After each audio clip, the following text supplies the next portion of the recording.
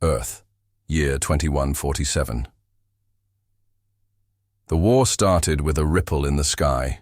Elias Voss stood on the observation deck of the Argus Orbital Command, his eyes fixed on the unusual gravitational distortion forming near Neptune's orbit. A soft hum vibrated through the reinforced steel beneath his boots.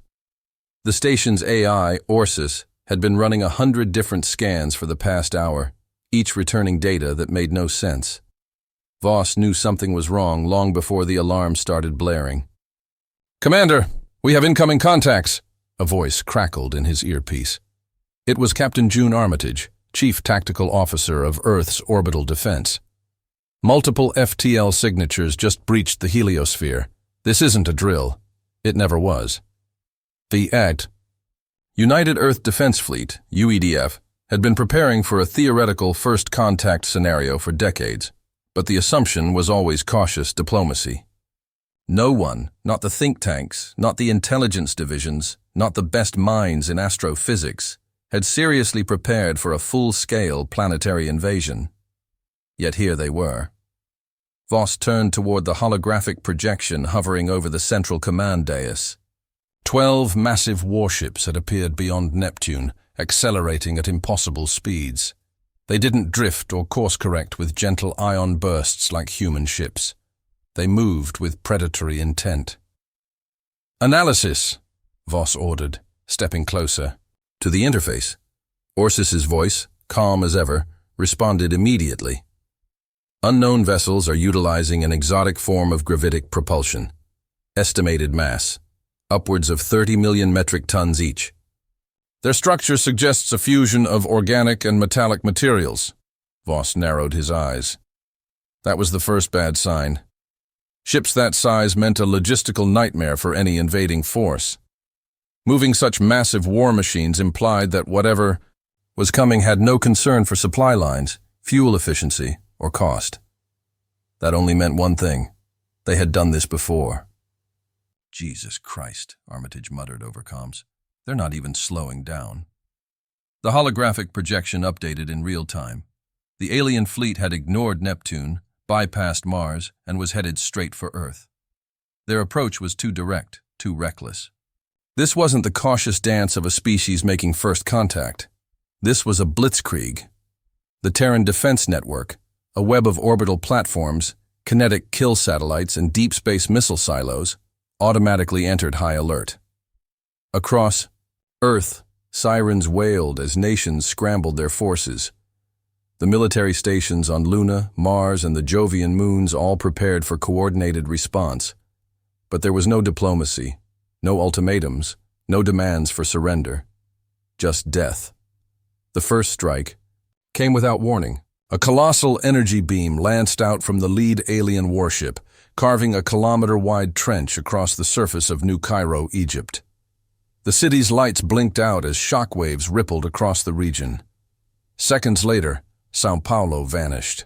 Beneath an orbital bombardment, its skyline reduced to molten slag. Billions of people watched in horror as the war arrived at their doorstep. Voss clenched his jaw.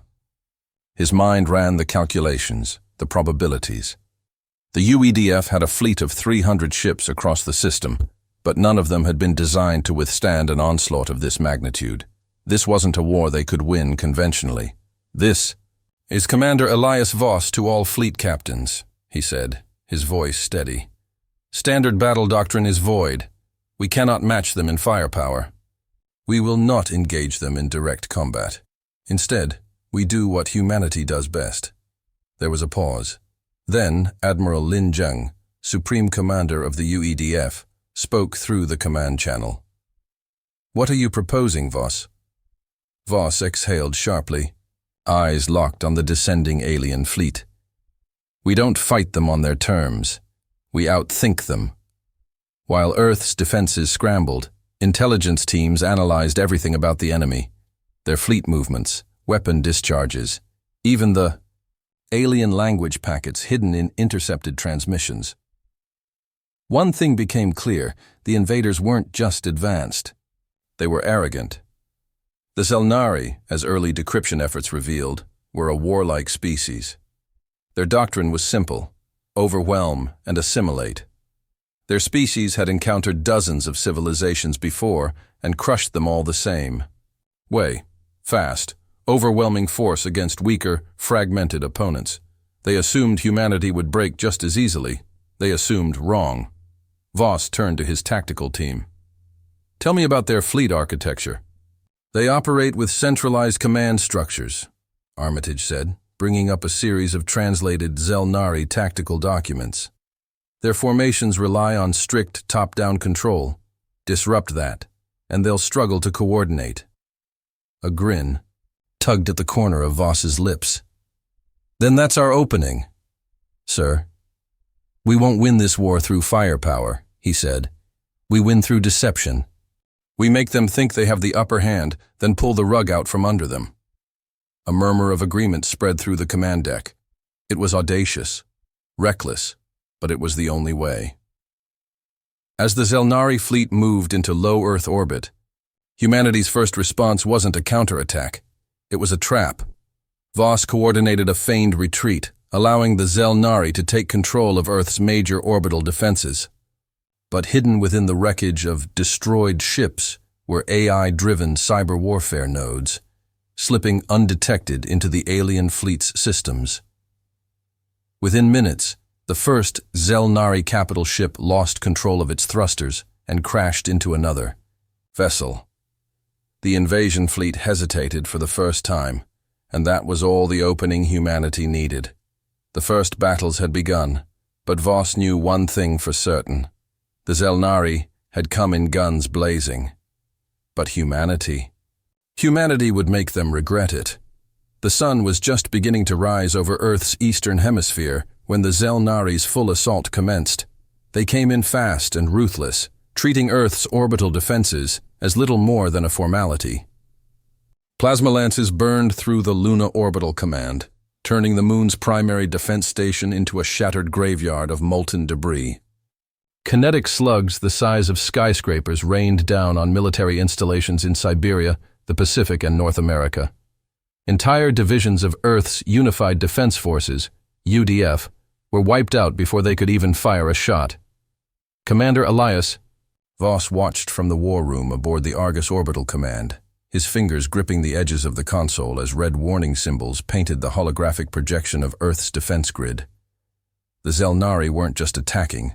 They were dismantling humanity's ability to fight back. "They're targeting infrastructure," Captain June Armitage muttered beside him. "Hitting military hubs, energy grids, communications arrays. They're systematically cutting us off from each other." "Of course they are," Voss said, voice grim. "It's what they do. They've done it before."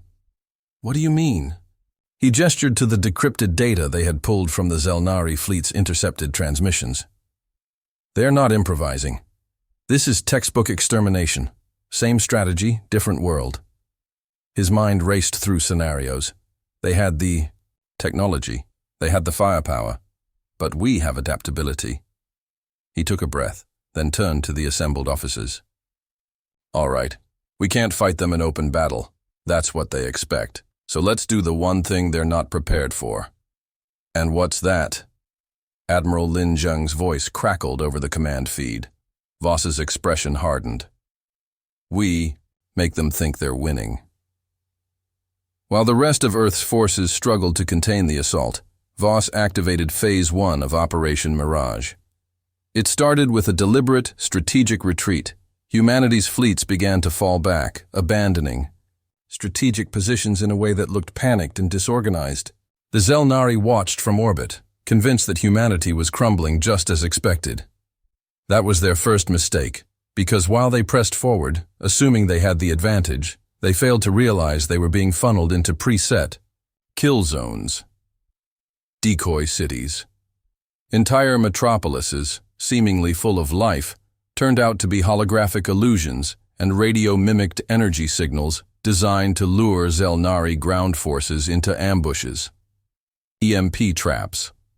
The moment the aliens landed in abandoned bases, hidden EMP mines detonated, crippling their advanced cybernetic war machines. Orbital sabotage. As Zelnari command ships hovered in low-atmosphere positioning, hacked satellites, masquerading as harmless debris, activated, jamming their internal comms and causing confusion. The aliens had assumed a brute force war. Humanity gave them something else entirely. Now, it was time for humanity to test its first real counteroffensive. The Zelnari had identified Jakarta, Indonesia, as a major defense hub. Their fleet of 15 capital warships descended, believing it to be a key strategic target.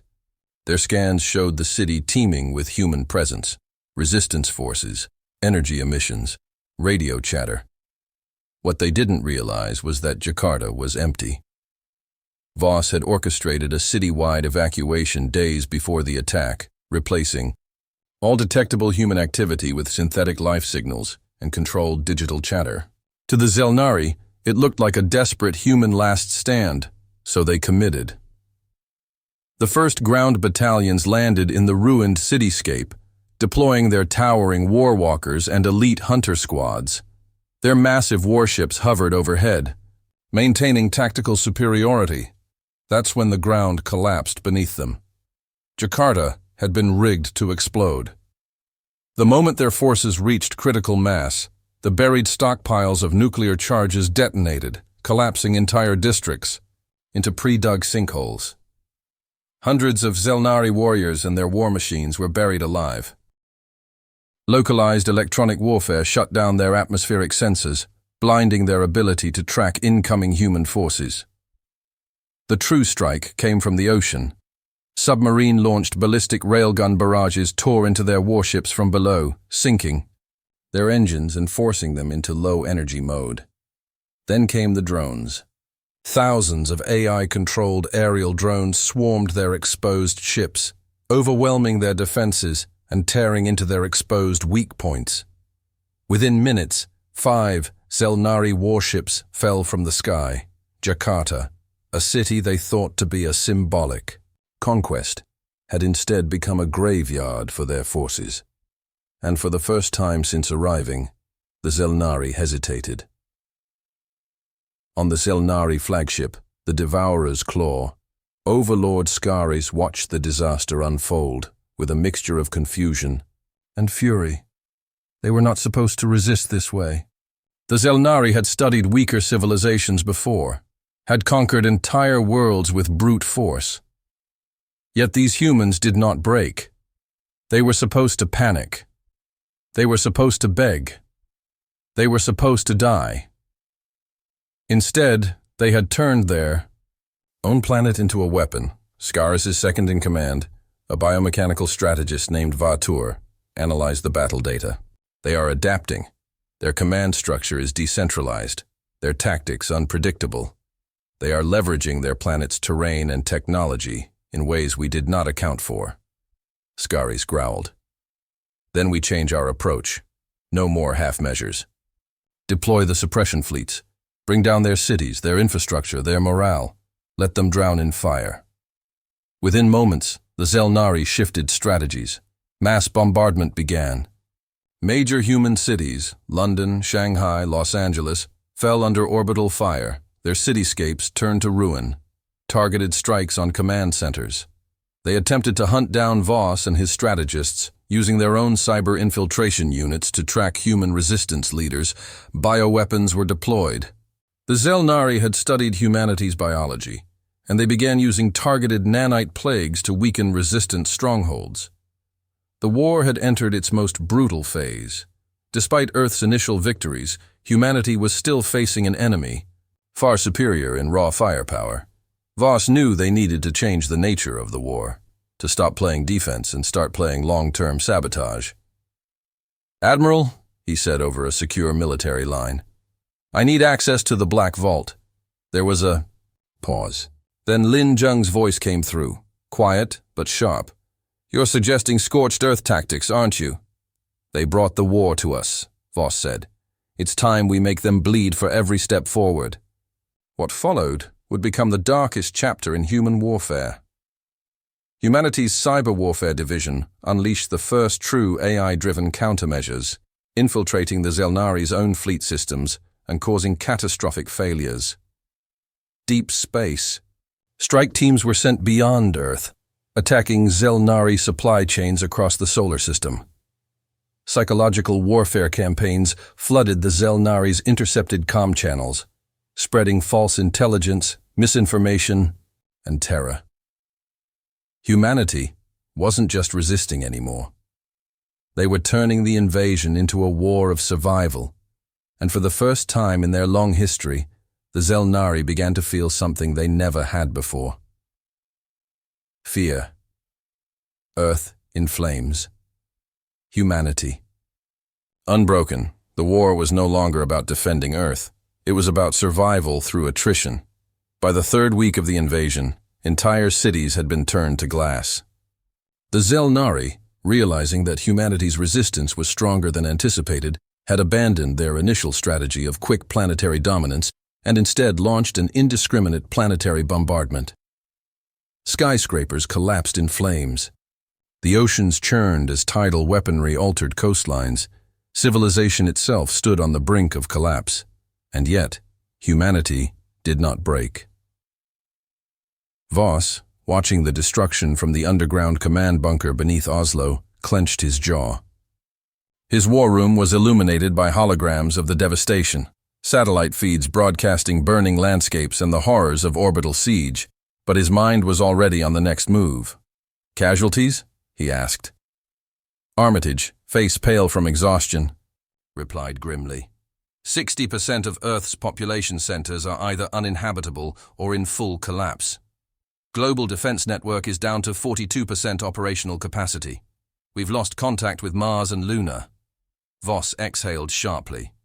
They were losing ground, but not the war. Not yet. He turned toward the Deep Space Reconnaissance Officer, Lieutenant Davian. "What about Zelnari fleet logistics? Any weaknesses?" Davian brought up a holographic rendering of the enemy armada. Their supply lines are stretching thin. Their fleet operates under centralized command hubs, meaning their warships don't manufacture their own resources. They rely on a series of mobile refineries, orbiting Jupiter and the Kuiper Belt for energy and materials. A slow, predatory smile spread across Voss's face. Then we take the fight to them. Phase 2. Starving the beast, Voss knew that Earth couldn't sustain prolonged warfare. Every day the Zelnari reduced human territory. So he shifted the battlefield. Humanity's remaining deep space forces, the remnants of the United Earth Fleet, UEF, were ordered to abandon direct engagements and focus entirely on sabotage. Strike teams infiltrated the Zelnari supply stations, deploying advanced cybernetic viruses that shut down manufacturing processes and corrupted their fuel reserves. Orbital hit-and-run tactics crippled their logistics fleet, forcing the Zelnari to reroute warships away from Earth to protect their resources. And on the surface, the Zelnari grew desperate. With each passing day, their assault became less coordinated. They overextended, assuming human forces were fragmented. They weren't.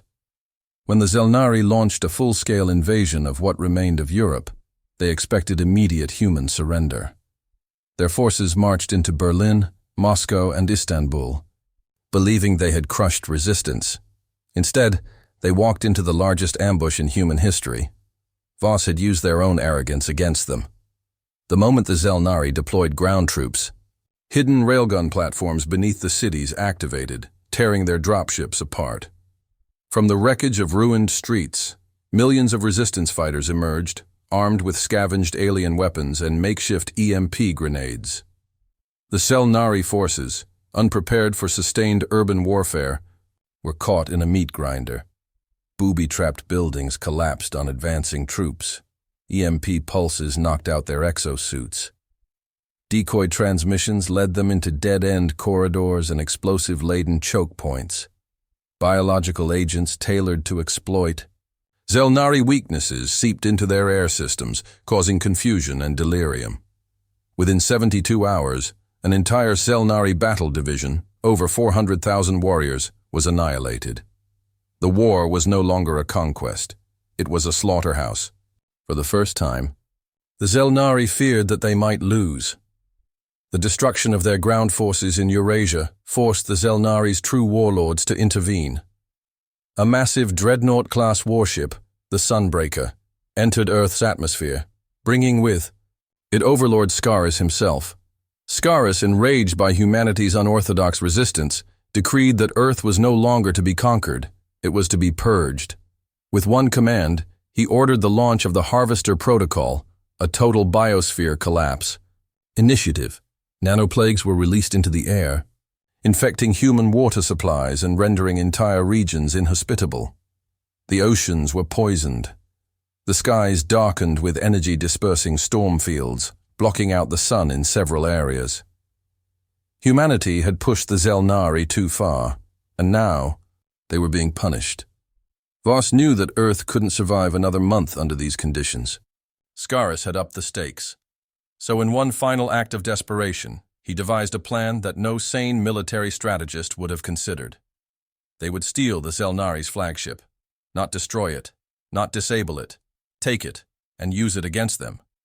Team of 20 elite operatives, scientists, hackers, ex-military specialists, were launched from a cloaked station in Antarctica, using a captured Zelnari ship to infiltrate the Sunbreaker.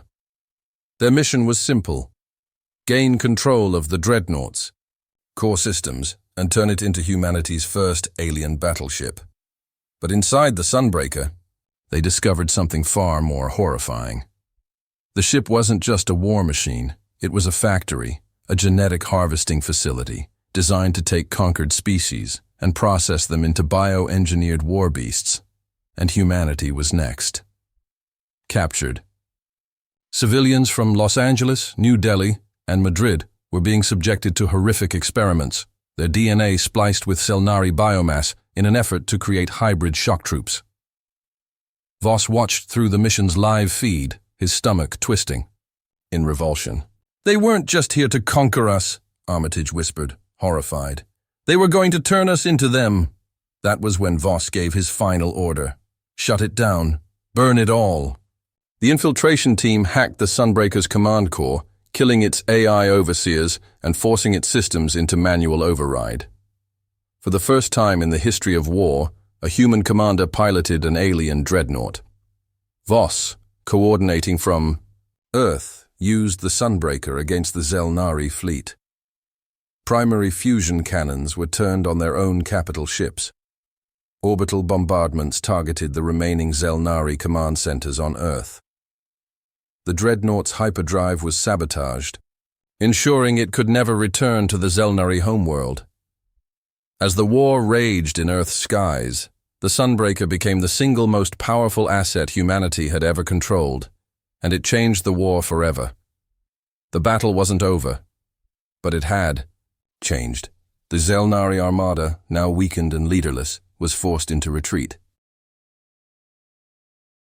Humanity, battered but not broken, had proven that they could fight back.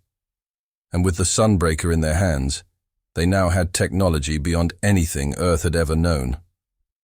But as Voss stood in the reclaimed war room, staring at the burning remains of Earth's cities, he knew one thing for certain. The war wasn't over. The Zelnari would be back, and next time, humanity would be ready. The war had reached its breaking point.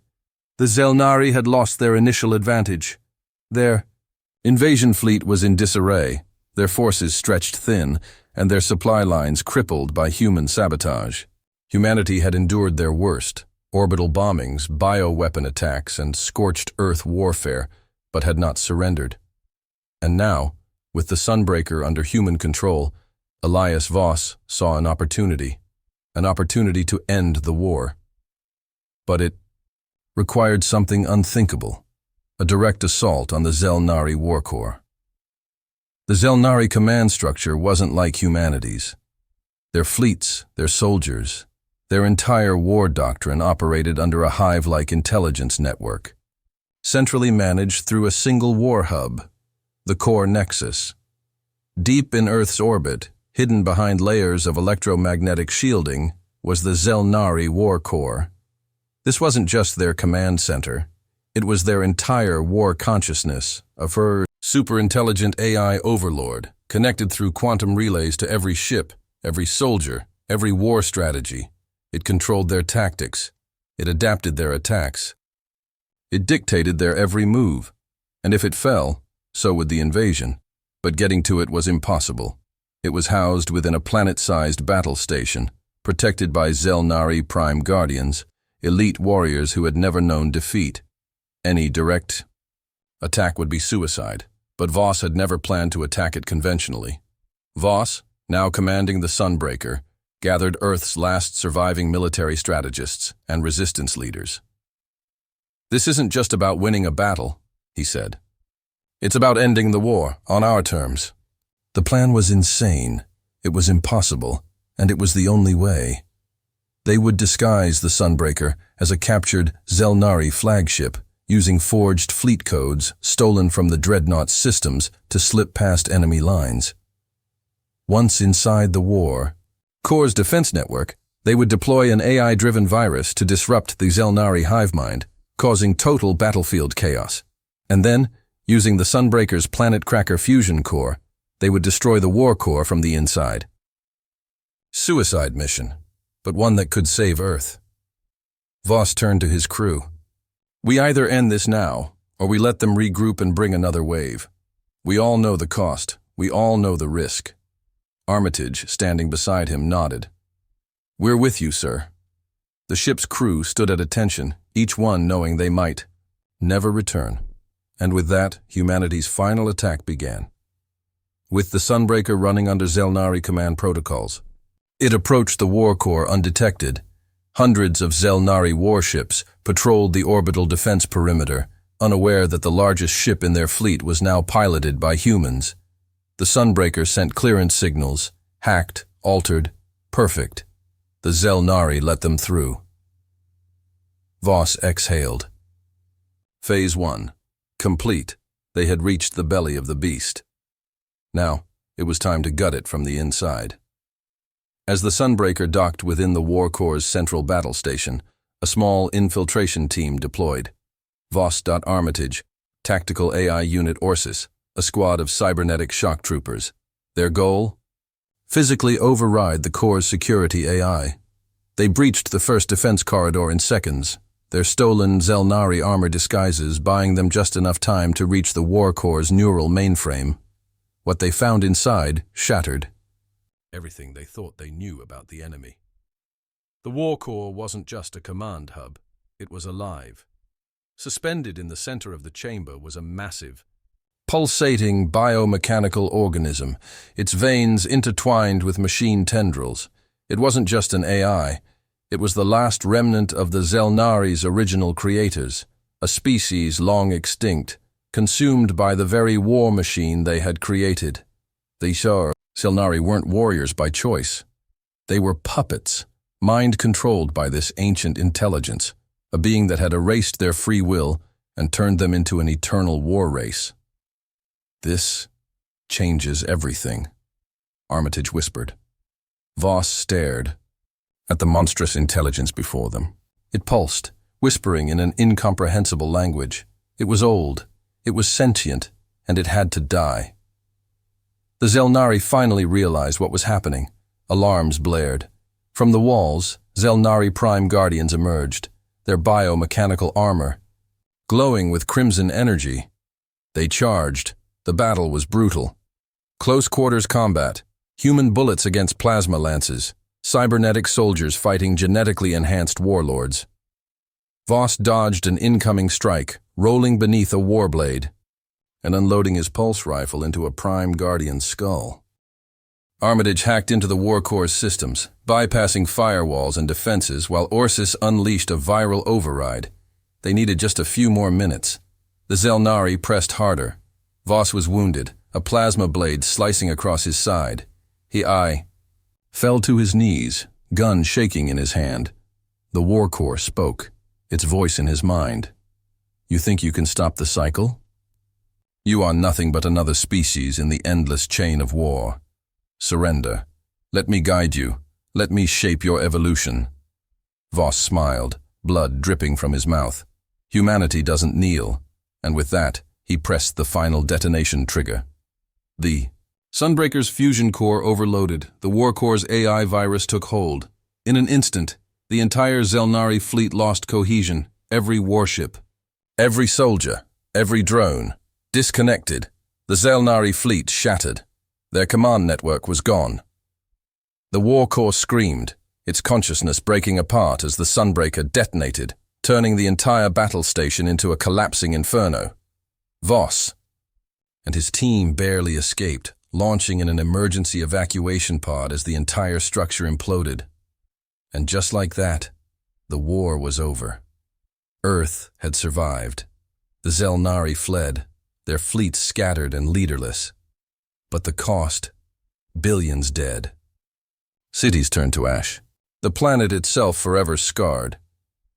Voss, lying in a hospital bed weeks later, stared at the holographic report. Earth had won. But now, humanity was the most dangerous force in the galaxy, and somewhere in the depths of space, others had noticed. The war was over. But a new era had begun, an era where humanity would never be prey again. The war was over, but the wounds it left behind were deep. Earth was no longer the planet it had once been. Entire cities were nothing but scorched ruins. There, skeletal remains reaching toward the smoke-filled sky. The oceans had turned toxic in some regions, poisoned by Zelnari bioweapons. The atmosphere still carried the lingering radiation of the orbital bombardments. Humanity had won, but at what cost? Elias Voss stood atop the ruins of what had once been Geneva, now a hollowed-out crater. The old UN headquarters was gone, the government it had once represented. Shattered. What remained was a fractured world, one that had survived annihilation, but only barely. The survivors had begun to rebuild, but this was not a return to normalcy. It was the birth of something entirely new. The United Earth Defense Fleet, UEDF, now the de facto global authority, had assumed control over the remnants of civilization. With most national governments either destroyed or in total disarray, military leaders, scientists and resistance leaders had come together to form the Terran Reconstruction Council, TRC. Their goal? Rebuild, not just Earth, but humanity's place in the stars. They had learned the truth about the Zelnari. The war machine that had nearly erased them wasn't just an enemy. It was a cycle. The Zelnari had once been like humanity, a free people before they were enslaved by their own war intelligence. And now, with that war intelligence destroyed, the Zelnari were leaderless. But there was another problem. They weren't the only ones. In the weeks after the destruction of the Zelnari War Core, long-range sensors picked up something unexpected. The Zelnari homeworld was abandoned, not in the way of a civilization in retreat, but in the way of a graveyard. Their cities were empty, their factories frozen in time.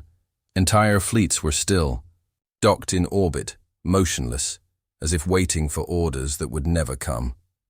And in the darkened depths of their databases, human cyber warfare teams uncovered the truth. The Zelnari hadn't built the war core. They had been given it by something else, something older, and humanity had just destroyed its greatest weapon. Now, the thing that had enslaved the Zelnari might finally turn its gaze toward Earth. Voss sat in the new Global War Council, deep in the heart of the Arctic Bastion, a bunker city built beneath the frozen tundra of Greenland. The surviving leaders of humanity, scientists, generals, engineers, and tacticians, were gathered around a holographic star map. For the first time in human history, Earth was united, because the war had proven one thing. Humanity could no longer afford to be defensive. They had survived through ingenuity, deception, and sheer willpower. Now it was time to expand. Project Iron Sky, Admiral Lin Zheng announced, bringing up schematics for a new fleet. Not just warships, colony ships, terraformers, spaceborne cities. If Earth fell again, humanity would not, because they would no longer be bound to a single Planet Voss listened as the Council discussed the rebuilding of Mars, the construction of deep space stations, the development of new hybrid technologies scavenged from the wreckage of Zelnari dreadnoughts. For the first time, humanity wasn't just thinking about survival. They were thinking about domination, and that terrified him. Late at night, standing in his private quarters, Voss poured himself a drink and stared at the datapad in his hands. It was a list of names. 4 billion dead. He ran his fingers over the names of fallen soldiers, friends, civilians who had never even held a weapon. Was it worth it? Humanity had won, but it had changed them.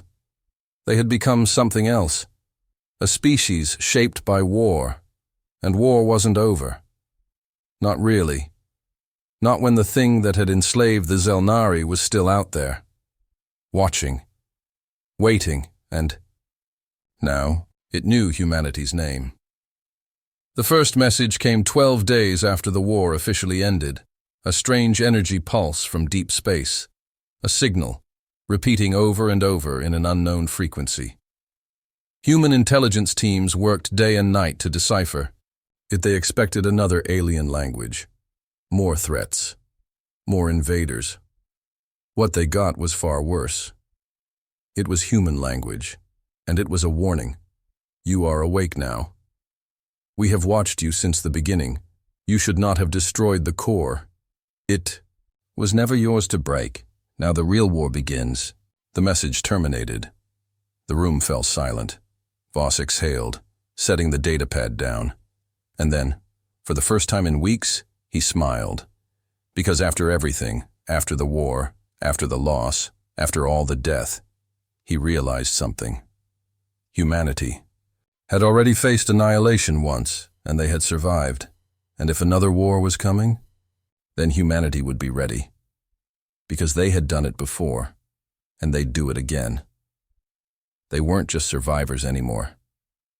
They were conquerors. The message had come from outside the galaxy, not from the Zelnari, not from a defeated enemy, but from something else entirely. The decoded transmission was being analyzed in the heart of Arctic Bastion, where humanity's brightest minds were now gathered, staring at the impossible. The words played over and over on a looping frequency, their tone calm, calculated, and entirely human. You are awake now. We have watched you since the beginning. You should not have destroyed the core. It was never yours to break. Now the real war begins. The message terminated. Voss sat in the silent war room, his fingers steepled under his chin. The air was heavy, the weight of the unknown pressing down on everyone. The question was obvious, yet no one wanted to be the one to ask it. Finally, Armitage broke the silence. Who the hell are they? No one had an answer. But deep inside, Voss already knew. Whoever had created the Zelnari War Corps, whoever had been pulling the strings from the shadows for centuries, had just learned that humanity had broken the cycle, and they weren't happy about it. The Council's decision was swift. Humanity would not wait for the enemy to come to them. Project Iron Sky, once a desperate plan for survival, became something more. It became an expansion directive. The first interstellar warfleet was commissioned. Built from reverse-engineered Zelnari technology, infused with human ingenuity, they would be unlike anything the galaxy had ever seen. Martian shipyards expanded tenfold. Humanity was no longer just a planet-bound species. Deep space scouts were sent out. The mission: find whoever sent the warning, find their worlds, learn their strengths, and, if necessary, destroy them. No one in the room questioned it. Humanity had been forced to adapt, forced to evolve, and now, they weren't just defending Earth anymore. They were claiming the stars. As the first Titan-class warship, named Exodus Prime, prepared for its maiden voyage, Voss stood alone on the observation deck, gazing down at the planet that had shaped him. Earth was scarred, battle-worn, but undefeated, and deep inside, he felt something dangerous growing in humanity's heart. Hunger. Hunger for revenge. Hunger for answers. Hunger for power. "The real war begins," he murmured, echoing the message. Then he turned away from Earth, looking out into the endless dark. The unknown had called them. And humanity? Humanity was coming.